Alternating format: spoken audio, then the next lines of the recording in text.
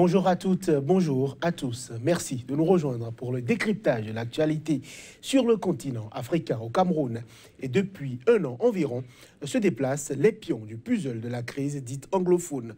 Depuis novembre 2016, en effet, la minorité anglophone, qui représente environ 20% des 22 millions de Camerounais et 2 régions sur 10 dans tout le pays, proteste contre ce qu'elle appelle sa marginalisation dans la société.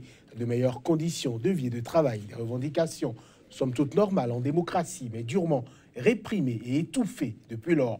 Le dimanche 1er octobre a été le point culminant de cette fracture. Au moins 17 morts ont été enregistrés en marge d'une proclamation symbolique d'indépendance vis-à-vis des francophones.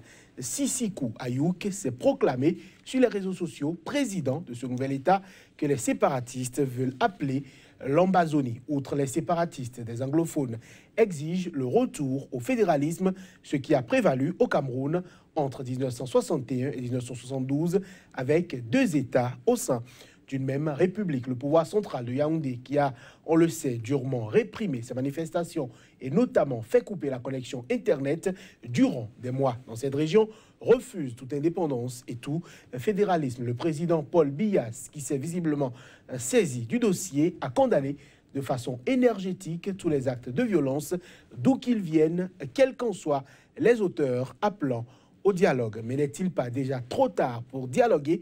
Les revendications de la région anglophone du Cameroun sont-elles fondées? Quelle approche aurait dû être celle du régime Biya depuis un an?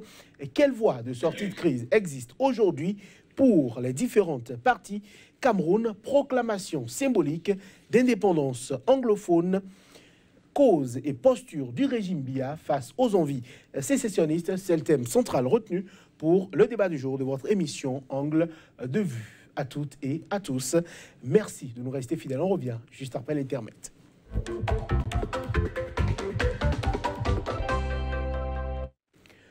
Sur ce plateau avec nous pour en parler, Aimé Tiefa, bonjour. Bonjour. Sociologue, vous êtes expert en stratégie de développement. Un plaisir de vous retrouver sur ce plateau. Face à vous, Maître Alain Ronla, bonjour. Bonjour, Johannes. Vous êtes avocat au barreau de Cotonou, c'est au Bénin. Maître Ronla, un plaisir de vous retrouver aussi. Le bilan est aujourd'hui, Maître Ronla, de plus en plus lourd. Au moins 17 morts pour Amnesty, 30 selon l'opposition, 100 au moins pour certaines ONG. Et quel regard portez-vous déjà sur le mobile de ces manifestations? Je dois d'abord dire qu'un mort, c'est toujours un mort de trop. Et que rien ne justifie, comme dirait un certain politicien, la levée d'un drapeau ne justifie pas qu'il y ait des morts. Donc ceci est à déplorer. Et au-delà de ça, je crois que la posture des sécessionnistes est une mauvaise solution pour un vrai problème qui est posé à la République du Cameroun, qui s'est voulu unie. Nous trimballons l'héritage du partage post-guerre et surtout post-colonial, puisque par le détour de l'histoire, cette colonie, possession allemande, a été partagée entre la France et la Grande-Bretagne, qui ont des systèmes de colonisation différents, qui ont laissé des populations, des peuplades avec un formatage différent, mais que l'évolution a voulu qu'on mette ensemble en formant cette République unie du Cameroun, sans tenir compte des spécificités inhérentes à ces fréquentations coloniales, n'est-ce pas? Et aujourd'hui, exacerbées par le désintérêt que nul ne peut contester du pouvoir central, d'ailleurs pour le Cameroun en général, et qui n'a pas voulu tenir compte de la spécificité de cette zone anglophone. Alors, ça pousse effectivement ces frustrations poussent à des revendications sécessionnistes, séparatistes, etc. Je crois que c'est en posant bien le diagnostic, en observant bien les choses, que l'on peut esquisser des possibilités de solutions et des sorties de crise que nous savons plus ou moins bien négocier dans ce pays. Voilà, mais Tiefa, le fait qu'il y a eu autant de morts, est-ce que ce n'est pas surprenant? Parce que on se souvient que le président Biya avait fait libérer la majeure partie des responsables qui ont amené ces contestations-là en région anglophone. C'était il y a quelques semaines.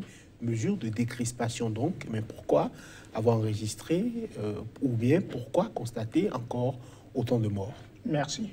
Je voudrais d'abord dire que le problème du Cameroun, ou si vous voulez, parce que moi, j'aime pas parler du problème anglophone du Cameroun, j'aime simplement parler du problème du Cameroun, parce que c'est un État unique et indivisible, date de très longtemps. Et vous avez su le rappeler dans votre exposé liminaire que en 61, le 1er octobre notamment, ils ont décidé de se mettre ensemble, et francophones et anglophones, dans une république fédérale unique. Cette fédération n'a duré que 11 ans, puisqu'en mai 1962, les velléités séparatistes ont eu raison et ont donc fait taire toute ambition née et pratique de fédéralisme. Dès lors, jusqu'à aujourd'hui, aucune solution réelle n'a été trouvée à ce problème. Et quand vous allez là-bas, ils ont tout de moins, les anglophones, 2 régions sur 10, très peu représentées dans l'équipe nationale, qui est un symbole d'unité du Cameroun. Ils ont leur langue qui est l'anglais, très peu ou sous-représentés au gouvernement, faisant à peine 20% de la société, et étant tellement écrasés par les francophones qu'eux, ils parlent bien français et que très peu de francophones parlent anglais, alors que le monde entier aujourd'hui court après l'anglais. Preuve donc que le bilinguisme camerounais, en fait, est un bilinguisme combiné et non parfait, pas un bilinguisme comme le Canada. Lorsque vous réunissez tous ces éléments, il faut profondément réunir les acteurs, les écouter et pourquoi pas étudier le jeu des acteurs pour comprendre qui tire qui, par rapport à quelle influence, par rapport à quelle sphère de pouvoir et quoi céder à qui pour pouvoir obtenir réellement la dégel du tension. Le dégel du tension, je crois que le président Biya ne l'a suffisamment pas fait. Ou s'il n'a donné que quelques garanties, il ne l'a pas fait. Écoutez, l'anglophone camerounais qui rêve de voir un des siens au pouvoir, il verra quand. Et pourtant, il est camerounais aussi. Voilà des questions aussi profondes, voilà des dissensions aussi profondes qu'il faut mettre sur table et en discuter profondément. Parce que partout où plusieurs cultures doivent se côtoyer, c'est toujours difficile et on discute assez. En témoigne le cas de la Belgique, d'accord, et le cas de plein d'autres pays que nous connaissons tous très bien. Mais, de mon point de vue, la diversité est une richesse et l'unanimisme ne fait qu'ennuyer. Alors, Maître Aléron-là, est-ce que le problème doit être posé sous cet angle-là de quand est-ce que le MIE sera à un poste de responsabilité, encore que le Premier ministre camerounais, il est d'origine anglophone. Philemon Yang est d'origine anglophone. Donc, est-ce que ce n'est pas fausser le débat que de le poser en ces termes-là? Mais vous avez vu juste, c'est fausser le débat, c'est le biaiser, même le contrarier. Parce que, en comparant le Cameroun au Canada, même à la Belgique, je comprends le droit comparé. Mais le Canada et la Belgique n'ont pas subi la même chose que le Cameroun, qui a été colonisé et qui a été réparti, voyez-vous, entre 2 puissances coloniales. Et que la ligne de démarcation soit une langue étrangère, une langue coloniale, ce n'est pas non plus raison. Et les séparatistes ne revendiquent pas tout ceci, parce que leur motivation, c'est de dire qu'il y a une discrimination au niveau de la justice et au niveau de l'enseignement. Ce n'est pas autre chose. S'ils ne sont que 20% de la population, c'est une minorité linguistique. Et cette minorité ne peut pas s'imposer à la majorité. Vous ne pouvez pas empêcher les francophones qui sont majoritaires de vouloir user, même abuser de leur majorité si vous n'êtes que minoritaire. Et les cultures endogènes, pour reprendre une expression chère à Aimé Jeffa, du Cameroun cohabitent. Il n'y a pas du tout de difficulté sur la question. C'est d'ailleurs ce qui a expliqué l'échec de John Frundi, dont le parti est un parti qui se voulait un parti représentatif de la zone anglophone. Et dans mes propos liminaires, c'est vrai, je suis allé très vite. Le problème que vit cette zone anglophone, les frustrations et les discriminations dont cette partie du Cameroun se sent victime, trouvent leur cause dans un certain désintérêt que les autorités semblent, dans lequel les autorités semblent tenir tout le Cameroun d'ailleurs. Voyez-vous, bon, le président, on dit qu'il est en vacances à Genève. Je crois qu'il séjourne plus à Genève qu'à Yaoundé. on a emprisonné les gens. Vous voulez voir un président anglophone à la tête du Cameroun, ce n'est pas demain la veille, puisque les francophones restent majoritaires et en termes de démocratie, c'est le plus grand nombre qui l'emporte. Je crois plus sérieusement que ce désert de démocratie ou ce déficit de démocratie, de justice sociale, donne de mauvaises idées sécessionnistes à ceux qui sont à la tête de ces mouvements, parce que je ne suis pas persuadé qu'un référendum, par exemple, bien organisé, donne raison à ces séparatistes, donne raison à ces ségrégationnistes, donne raison même à ceux qui prônent le fédéralisme. Je crois qu'il faut tout simplement songer à revoir comment intégrer cette zone anglophone qui se trouve minoritaire parce que c'est le fait de l'histoire. Je veux dire, on ne peut pas donner 4 ou 5 provinces à une minorité. Voyez-vous, s'ils sont confinés dans le nord-est et le nord-ouest, c'est parce que c'est leur zone de prédilection. Donc, il faut plutôt réfléchir à comment intégrer les spécificités de cette zone anglophone au fonctionnement de l'État central qui ne reviendra pas au fédéralisme ni à la partition. Oui, je voudrais rappeler ceci. De ma posture de sociologue, je suis dans une logique compréhensive. Et cette logique compréhensive m'amène à me mettre dans la peau du Camerounais anglophone pour comprendre ce qu'il vit. Que je partage cela ou non, ça c'est un autre débat. Mais je crois que lorsqu'on est dans un pays multiculturel, on ne parle ni de minorité ni de majorité. Parce que c'est le raisonnement à travers la détection d'une minorité ou d'une majorité qui conduit, bien évidemment, à la naissance de velléités sécessionnistes. La constitution camerounaise est claire. Le Cameroun est un pays bilingue. Tout ce qui se fait au Cameroun doit être fait et en français et en anglais. Si on avait perçu l'aspect de minorité, alors pourquoi parle-t-on d'anglais? Alors, vous comprenez que ce n'est pas une logique de qui est minoritaire et qui est majoritaire. Et les principes d'équité, d'égalité et de fraternité, à tout point de vue, doivent prévaloir dans la gestion des affaires de la République. Et tant qu'il n'y a pas ça, et que les autres ont le sentiment que de plus en plus ils sont oubliés, alors c'est une façon de les pousser à se réunir entre eux. Est-ce que vous avez cherché à savoir pourquoi Missebo est un quartier à Cotonou? Et que signifie Missebo? C'est la même chose. Donc, si on leur donne la possibilité, il ne s'agira pas de les intégrer, parce qu'ils sont à part entière une réelle composante de la société camerounaise. Ils sont camerounais au même titre que les autres. Ils ne sont pas venus d'ailleurs.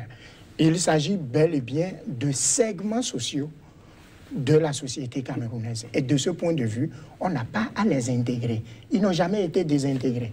Et ces débats étaient menés bien avant 1961 pour qu'ils se mettent ensemble.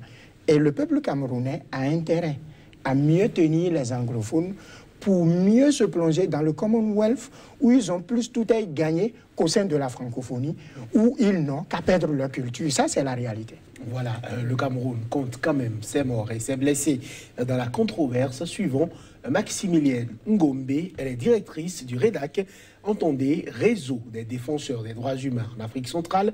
Pour elle, plus de 100 personnes sont décédées. Elle est suivie de Maître Alice Nkom, avocate. C'est sur des propos recueillis pour nous par Narcissoum, notre correspondant sur place. En prélude et pendant la marche, il y a eu au moins 100 morts. Mais nous n'avons identifié que 38. Alors, là aussi, on a eu dit qu'il y a 100 morts. On n'a pas précisé qu'il n'y a pas des forces de défense de l'ordre parmi les morts. Mais c'est un constat qu'il y a eu 100 morts. Donc, c'est à l'État du Cameroun, n'est-ce pas, de prouver et de donner des noms, ou alors de dire aux Camerounais que les noms qui ont été donnés par le REDAC sont faux, alors qu'il faudrait bien qu'ils montrent d'autres, ou alors ils sont vrais. Et parmi tout ce monde-là, il y a aussi les forces de défense de l'ordre. Donc, à ce jour, on dénombre plus de 100 morts, mais qui ne sont pas identifiés. Nous avons pu identifier ce qu'on a pu identifier. Il faut dire qu'il y avait quand même eu une utilisation disproportionnée de la force de certains éléments de défense de sécurité. Nous savions tous qu'il y avait le risque pour l'État d'appuyer le doigt sur la gâchette le 1er octobre 2017 dans les régions du sud et du nord-ouest Cameroun. On savait. Tout le monde s'est levé comme un seul homme, y compris, paraît-il, mais à la dernière minute, le président de la République de là où il se trouve, qui aurait communiqué par Facebook, qu'on nous coupe ici, pour dire que il condamnait les violences. Or, il se trouve que le président de la République est également le chef de l'État. Donc, toutes ces obligations que la Constitution met sur son dos reposent sur lui. Il se trouve que le président de la République, chef de l'État, est aussi le chef suprême des armées. C'est lui qui arme. Normalement, il doit armer pour la protection des citoyens, des personnes qui habitent dans son territoire et des biens. Il ne doit jamais armer pour tirer sur ses concitoyens. Maintenant, on a votre réaction. C'est que, à la décharge du chef de l'État, c'est aussi le garant de l'intégrité du territoire, de l'unité de la République unie du Cameroun, et qui, dans cette position, dans ses responsabilités, ne peut laisser se poser des actes, furent-ils symboliques, de partition. Lorsqu'on décide de proclamer l'indépendance et la création d'un nouvel État appelé Ambazonie, et qu'on va lever le drapeau sur le territoire de la République qui doit rester uni, c'est de la responsabilité, du devoir du président de la République, du chef de l'État, de mettre à disposition des forces de sécurité pour empêcher cette forme de délinquance constitutionnelle. Oui, mais maître, mais ce qu'on reproche aujourd'hui au régime, c'est d'avoir fait usage de balles, de balles réelles, des balles létales, si vous voulez, sur les populations qui n'ont pas pris d'armes, qui sont sorties pour manifester pacifiquement. J'observe qu'on a découvert des caches d'armes. On aurait pu utiliser des balles en caoutchouc. Attendez, écoutez, il ne sera jamais dans mes intentions et encore moins dans mes propos de légitimer l'usage et le recours à des armes pour tuer des gens qui manifestent. Donc, que les choses soient très claires. Mais dans les propos de mon confrère, vous avez bien perçu qu'ils avaient conscience de ce risque. C'est une manière de pousser les gens à la faute pour pouvoir dire, eh bien, les droits de l'homme sont en train d'être violés.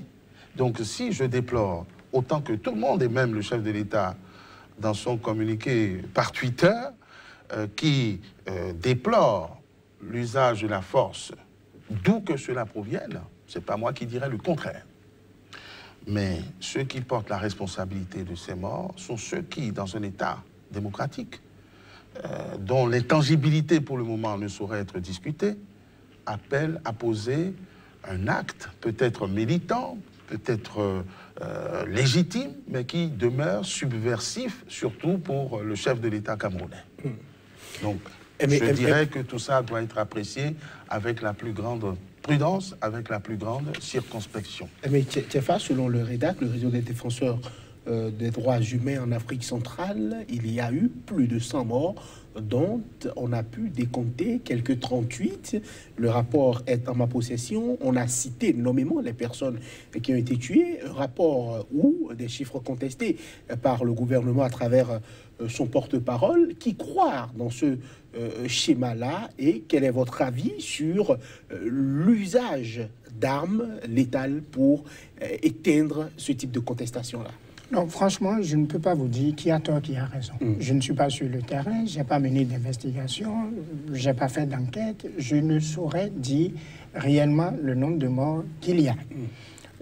Toutefois, il y a des institutions sérieuses qui ont la capacité, la possibilité de produire des données statistiques fiables. Sauf que je n'en ai entendu parler d'aucune jusqu'à ce jour-ci.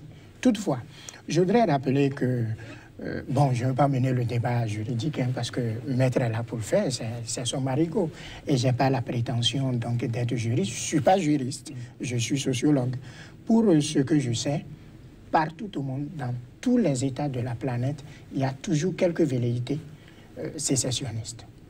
Les grands États-Unis, vous avez vu, ils sont même allés en guerre de sécession. Au Nigeria, vous connaissez bien l'histoire de Biafra, c'est pas moi qui vais vous le dire. IPOB, notamment. Chez nous, ici, vous savez très bien qu'on parlait d'Atabor. Vous le savez. Alors, partout au monde, il y a cette tendance et ces velléités qui s'expriment. Mais n'oubliez pas que j'ai dit à l'entame de mon propos que la diversité est une richesse et que l'unanimisme est une pauvreté. L'approche unitaire et l'approche de tout mettre ensemble et de tout policer pour qu'il n'y ait plus de différence n'a jamais rien donné de bon, si ce n'est de la pauvreté. Même si l'État a le devoir et l'obligation de maintenir l'ordre public, quelles qu'en soient les raisons, surtout s'il s'agit d'une affaire de sécession, et que déjà ceux qui sont en train de revendiquer cela sont frustrés, et que tout le monde sait qu'ils ont raison d'être frustrés, et qu'ils ont toujours été relégués au second rang, moi, en lieu et place des autorités camerounaises, je ne ferai pas usage de balles réelles et de balles létales. Je trouverai les moyens qu'il faut pour amener les forces de l'ordre à jouer leur rôle. Peut-être que je suis dans des théories, n'étant pas spécialiste en maintien d'ordre public, mais je dis par rapport à la sensibilité de ce dossier, par rapport à tout ce qui a été dit bien avant 1961 jusqu'à aujourd'hui, parce qu'on a l'assurance au moins que ceux qui seront matés seraient les anglophones, pas les francophones. Et que ceux qui sont en train de mater sont les francophones et non les anglophones. Et qu'au total, ceux qui sont victimes dans cette affaire sont les anglophones et non les francophones. Dès lors que les choses se passent ainsi, c'est que de plus en plus, on peut douter de la bonne volonté des autorités à pouvoir amener réellement la paix et à écouter ce qu'une frange, qu'elle soit minoritaire ou non, de la population camerounaise est en train de revendiquer à bon droit, à juste raison, parce que, comme quiconque de cette République, ils sont aussi camerounais.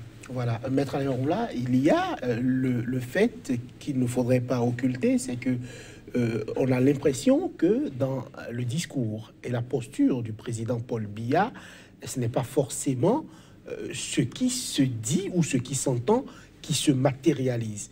Parce que le président a appelé à la paix, il a appelé à des dialogues sur Twitter, Facebook notamment, mais sur le terrain, on a quand même usé de la force.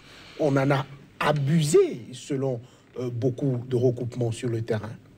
Quand on tire à balles réelles, c'est forcément un abus. J'ai commencé par le dire. Forcément un abus. Mais on doit en toute responsabilité apprécier et décanter. J'ai lu que des prisonniers ont, profitant de la confusion, tenté de s'évader et auraient été abattus. Il serait 3, peut-être plus. Propos de Issa Chiroma Bakari. Ça compte dans les statistiques. J'ai aussi appris qu'on a découvert des caches d'armes. Il se sait qu'il y a eu des explosions, ci et là.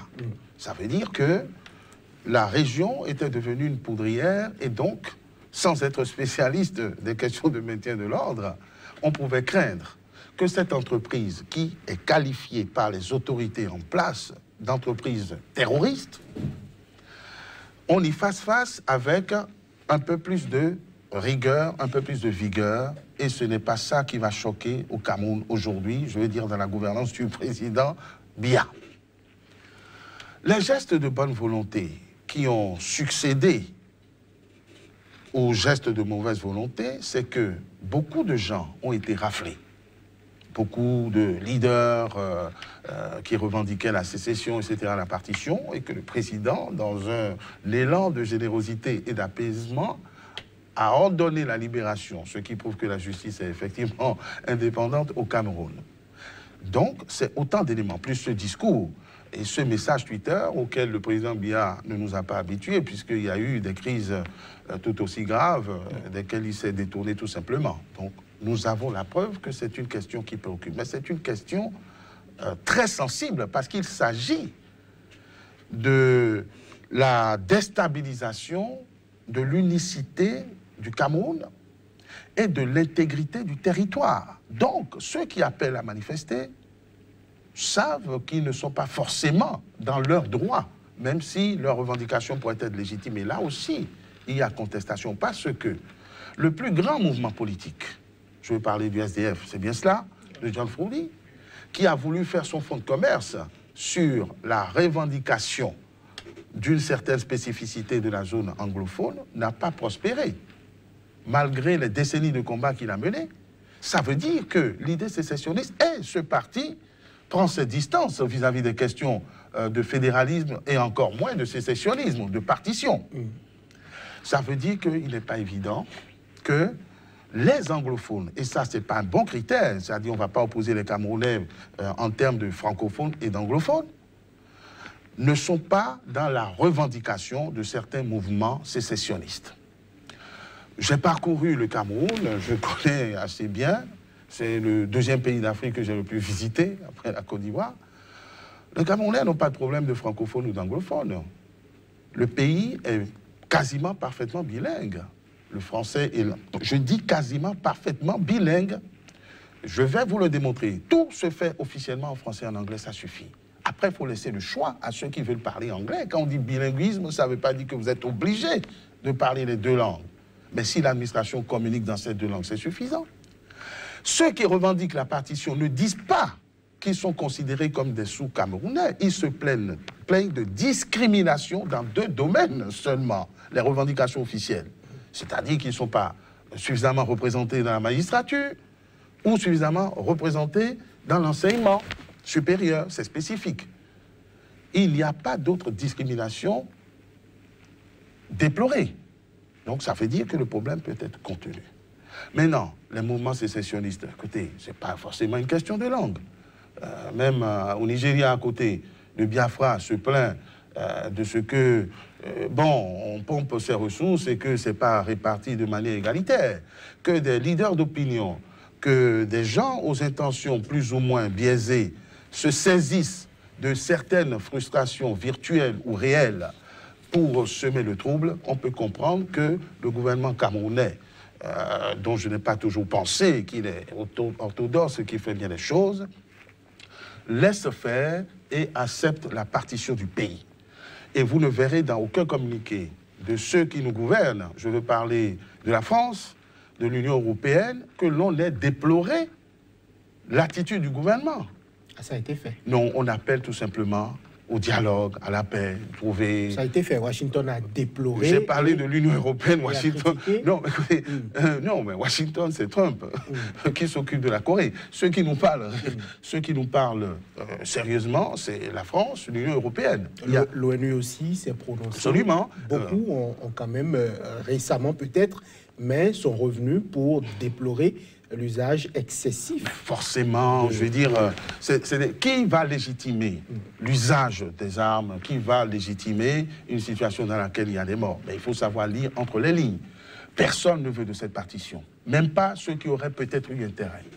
Et la réalité aussi, c'est que les Camerounais sont ensemble avec leurs défauts, avec leurs qualités, et je ne crois pas qu'il y ait d'éléments de crispation entre les deux communautés, comme il y a pu en avoir par le passé. Je voudrais que ce passé soit oublié. Avec les Bamileke, par exemple, il y a eu des choses très violentes et très dures au Cameroun. Donc, on n'en est pas là aujourd'hui, et on peut contester le leadership éternel et peut-être usé du président Paul Biya. On peut se plaindre de certains dysfonctionnements, mais dire qu'il y a un problème d'irriment sur les anglophones, entre les anglophones et les francophones au Cameroun, je crois que c'est allé un peu vite en besogne. Je crois que il faut rétablir deux ou trois petites vérités. Hein. Je connais aussi le Cameroun. Vous n'avez qu'à regarder mon nom, maître, pour vous en convaincre. Il y a une vérité qui est ceci. dit qu'au Cameroun, il n'y a aucun problème de langue par rapport à l'anglais et au français, et qu'ils vivent en paix, qu'il n'y a aucun problème, c'est pas vrai. Si vous connaissez un peu ce pays-là. Et la vérité est que les anglophones sont frustrés. Ils passent toujours en deuxième position. Toujours, c'est pas moi qui le dis. Vous avez les faits qui sont réels. J'ai dit ici quelque chose tout à l'heure que vous semblez oublier. Pendant que le monde entier court derrière l'anglais, ce pays-là, qui peut offrir la possibilité à n'importe quel Camerounais de comprendre aussi bien le français que l'anglais, est en train de courir derrière le français. Ça vous dit rien? C'est un indicateur sérieux. Et mieux, il ne suffit pas de faire le journal télévisé ou le journal parlé aussi bien en français et en anglais et il n'y a plus de problème. C'est beaucoup plus sérieux que ça. L'enseignement. Que dispense l'État? Comment cet enseignement est dispensé? Par quel canal? Quel est le contenu du programme scolaire? Est-ce que nous avons un programme scolaire spécifique pour les pays anglophones et pour la zone anglophone, un programme spécifique pour la zone francophone? J'ai parlé de... Vous savez, en sociolinguistique, on parle de plusieurs types de bilinguisme et c'est ça qui rend compte du niveau d'imbrication des liens pour pouvoir en faire un produit. L'idéal partout au monde, lorsqu'un pays parle plusieurs langues officielles, l'idéal est que n'importe quel ressortissant de ce pays puisse parler toutes les langues avec aisance. Je dis bien l'idéal. C'est ça l'idéal. Et j'ai dit, on peut regarder au Canada. Ils ne sont pas nombreux, les Canadiens qui sont entièrement fermés dans leur français et ne parlent que ça, notamment les Québécois. Ils ne sont pas nombreux. Et quand vous prenez le Canada, ce n'est pas seulement à Toronto ou à Chicoutimi que l'anglais est très bien parlé, même au Québec. Et quand vous prenez n'importe quel Canadien, surtout de la nouvelle génération, il a la possibilité de vous parler avec aisance, aussi bien le français que l'anglais. Ce n'est pas la même chose au Cameroun. Le Cameroun, pour dire la vérité, est un pays francophone qui s'ignore. C'est ça la vérité. Il faut avoir le courage de dire les choses telles qu'elles sont. C'est-à-dire que le temps qu'ils ont fait ensemble, depuis 61 jusqu'à aujourd'hui, et que les gens soient véritablement attachés à leur français, alors que des pays francophones se sont battus pour devenir anglophones et qui ne sont pas loin d'eux, ça pose un problème. C'est de ça qu'il s'agit. Donc leur bilinguisme est combiné. C'est-à-dire on combine les deux langues.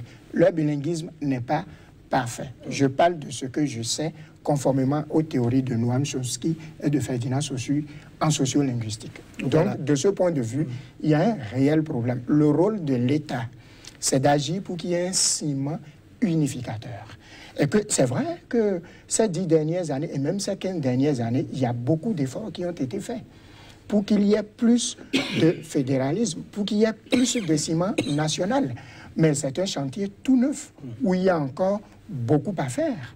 Mais pourquoi eux-mêmes ont ressenti le besoin aujourd'hui de faire en sorte que le petit Camerounais qui commence l'école à la maternelle, en fonction des établissements qu'il fréquente, fasse les cours de langue et de littérature, par exemple en français, et les cours de sciences et de sciences exactes ou logico-formelles en anglais. C'est pour pouvoir en arriver à cela. Et il faut construire. Si nous avons l'impression que c'est déjà construit et qu'il ne reste plus grand-chose à faire, c'est que ce ne sera plus fait. Et c'est important quand même que l'Afrique ait ce genre de modèle de pays où on a plusieurs sortes de cultures qui se côtoient et qui, donc, dans un élan de solidarité et de synergie, arrivent à s'exprimer. Maître Alain Roula, est-ce qu'il y a fracture, selon vous? Si oui, que doit faire aujourd'hui le régime pour y pallier? Écoutez, il n'y a que le régime qui sait ce qu'il a fait. Je crois qu'il se débrouille très très bien. Mais la langue d'emprunt comme critère de ciment ou de séparation, ce n'est pas pertinent. Il n'y a pas de complexe à être francophone. Et le Cameroun est majoritairement francophone, ça, on doit en tenir compte. Et le problème ne peut pas se poser puisque même des pays comme le Bénin, qui est francophone, ont fait des efforts pour parler l'anglais, pour l'assimiler. Nous sommes quasiment colonisés par le Nigeria. Je veux dire, tout le monde sait qu'il y a intérêt à parler des langues étrangères. Il n'y a pas l'anglais. Qu'il y a intérêt à... Biya fait ce qu'il veut. Non, mais je demande. Écoutez, on n'est pas intime. Voilà. Ça dit qu'au Bénin, nous sommes francophones. Mais nous faisons des efforts pour apprendre l'anglais et nous échangeons en anglais avec nos voisins, nos frères nigérians. Donc, je ne pense pas qu'au Cameroun, on ne veuille pas profiter de cette aubaine. Ça, c'est le premier point. Le deuxième point, j'ai remarqué que Aimé Tchefa faisait une comparaison avec le Canada. C'est assez hasardeux et aléatoire puisque ce n'est pas la même histoire, ce n'est pas le même traumatisme. La cohabitation des francophones et des Anglais, je vais dire, au Canada, elle a été longue. Et ce n'est pas exact. Je crois qu'il y a 9 provinces au Canada, et dans ces 9 provinces, il n'y a qu'une seule province où le français est usité, je dirais. Dans les autres provinces, c'est des Américains, c'est des Nord-Américains, c'est des Anglais, qui, comme la plupart des Anglais, c'est ce que j'ai remarqué, font l'effort de s'adapter et d'apprendre d'autres langues, alors que les Français, généralement, sont un peu plus paresseux, un peu plus complexes. Et bon, bref, ça n'engage que moi. C'est vous dire que le problème ne se pose pas dans les mêmes termes et que le fait de parler 2 langues officielles différentes ne doit pas obliger à revoir la structure du pays. Le Cameroun était une possession allemande, il faut le savoir, et comme toutes les possessions allemandes, l'Allemagne a été dépossédée après la Première Guerre. Ils ont réparti pour dire, bon, ça, c'est les Français qui gouvernent, et là, c'est les Anglais. Voilà l'héritage, tout simplement. Et si on a décidé d'aller vers une République unie, ça pose des problèmes, forcément, qu'il faut corriger au fur et à mesure. Mais la nature reprend ses droits. La minorité ne peut pas s'imposer, parce que je parle en termes de minorité linguistique. Mais pourquoi minorité? Minorité parce qu'ils ne sont que 20%, on l'a dit. Mais pourquoi? Attention, non. Ok, permettez-leur de créer leur république. Bon. Non, non, voilà. Mais s'ils ne sont que 20%, non. Mais permettez-leur d'avoir leur république. La question, c'est-à-dire que le fait que les uns parlent français et que les autres parlent anglais ne veut pas dire qu'ils ne sont pas camerounais, que le Cameroun ne peut pas faire un choix unitaire. Ils l'ont fait. La République unie du Cameroun, c'est fait. Aujourd'hui, quand quelqu'un vous parle de fédéralisme... Qui est bilingue?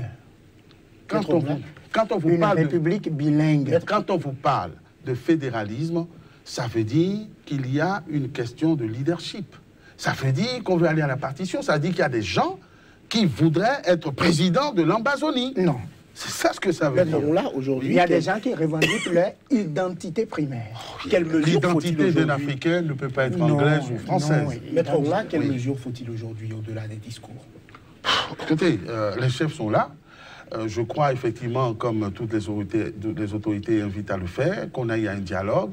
Et mon analyse à moi, c'est qu'il faut qu'ils se revoient pour redéfinir des critères d'intégration de la zone anglophone. Je ne sais pas, je dis une bêtise, par exemple, garantir que dans chaque gouvernement, il y aura un représentant, un ressortissant de la zone anglaise, ou, etc. Donc ça dit, il faut réfléchir. Ce n'est pas des choses qu'on invente parce que ça pose d'autres problèmes aussi. D'accord?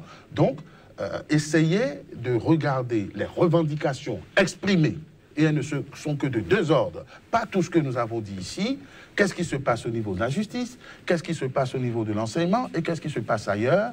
Et voir dans quelle mesure on peut corriger. Mais j'ai observé, c'est pas, il n'y a rien en droit ou dans la Constitution qui oppose la zone anglophone à la zone francophone. Le Cameroun reste le Cameroun.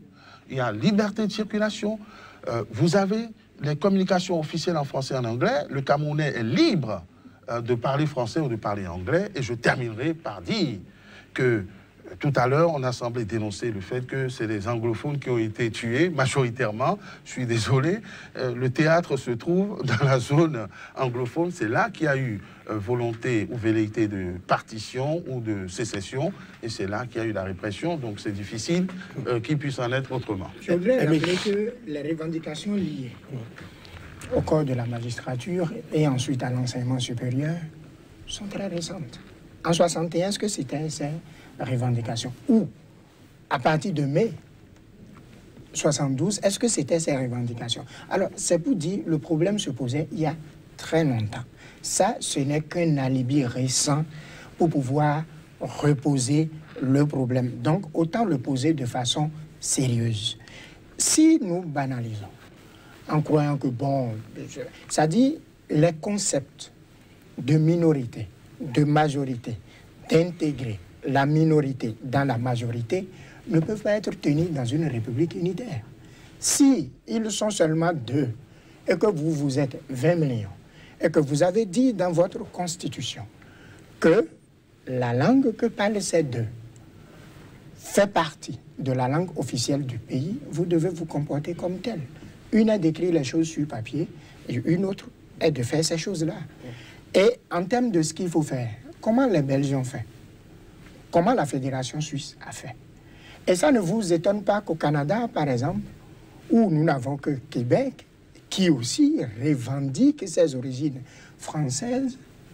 Moi, j'ai dit auprès d'un Canadien, je vais à Québec, il dit non, tu dois aller au Québec.